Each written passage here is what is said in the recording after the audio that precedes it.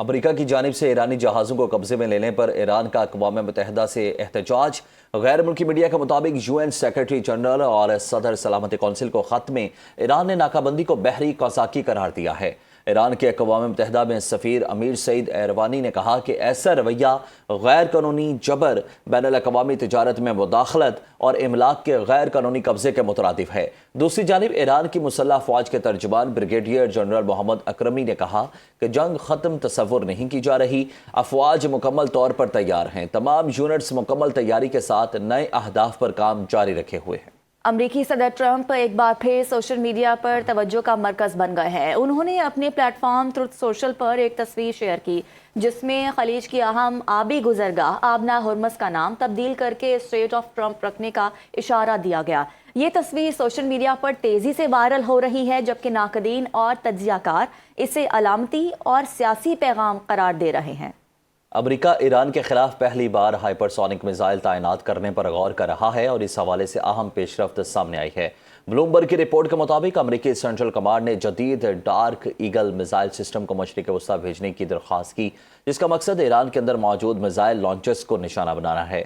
Report کے مطابق اگر منظوری دی گئی تو یہ پہلا موقع ہوگا کہ امریکہ عملی طور پر ہائپرسونک میزائل تعینات کرے گا۔ تاہم یہ پروگرام ابھی مکمل طور پر آپریشنل نہیں۔ ماہرین کے مطابق یہ میزائل آواز سے 5 گنا زیادہ رفتار سے ہدف تک پہنچ سکتا ہے، راستہ بدلنے کی صلاحیت رکھتا ہے اور اس کی رینج 1700 میل سے زائد ہو سکتی ہے۔ امریکی میڈیا کا یہ کہنا ہے کہ روس اور چین پہلے ہی اس ٹیکنالوجی کو استعمال کر رہے ہیں، جبکہ اس اقدام کو ایران کی جانب سے میزائل لانچرز کی نئی پوزیشننگ سے جوڑا جا رہا ہے۔ رپورٹ کے مطابق اس معاملے پر سینٹرل کمانڈ نے تبصرہ کرنے سے انکار کر دیا۔ ترجمان وائٹ ہاؤس کا کہنا ہے کہ امریکی مذاکرات کا ایران کے ساتھ رابطہ برقرار رکھے ہوئے ہیں، لیکن جنگ کے دوران ایران اپنی قیادت کے بحران سے نمٹنے میں مشکلات کا شکار ہے۔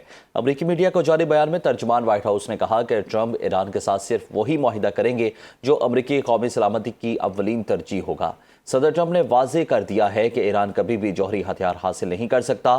ترجمان وائٹ ہاؤس کا یہ بیان اس کے بعد سامنے آیا جب ٹرمپ نے اپنے social media platform Truth Social پر کہا تھا کہ ایران کو غیر جوہری معاہدے پر دستخط کرنے کا طریقہ ہی نہیں آتا اور وہ جلد سمجھداری کا مظاہرہ کرے۔ ایران کے نائب وزیر خارجہ سعید خطیب زادہ نے کہا ہے کہ حالیہ تنازع کا حل جنگ میں نہیں، سفارتکاری بدستور آگے بڑھنے کا واحد راستہ۔ ایک بیان میں ایرانی نائب وزیر خارجہ نے کہا کہ سفارتکاری کی جگہ ہر راستہ غیر معقول ہوتا ہے۔ انہوں نے مزید کہا کہ تنازع ختم کرنے کے لیے ایران ایک کے بعد ایک تجویز پیش کر رہا ہے۔ یہ تجاویز مساوی حقوق کی بنیاد پر ہیں۔ امریکی وزیر جنگ پیٹ ہیگسٹ کہتے ہیں کہ ہم امریکہ کو محفوظ بنانے کے لیے کام کر رہے ہیں۔ صدر ٹرمپ نے واضح کیا کہ ایران کبھی جوہری ہتھیار نہیں رکھ سکتا۔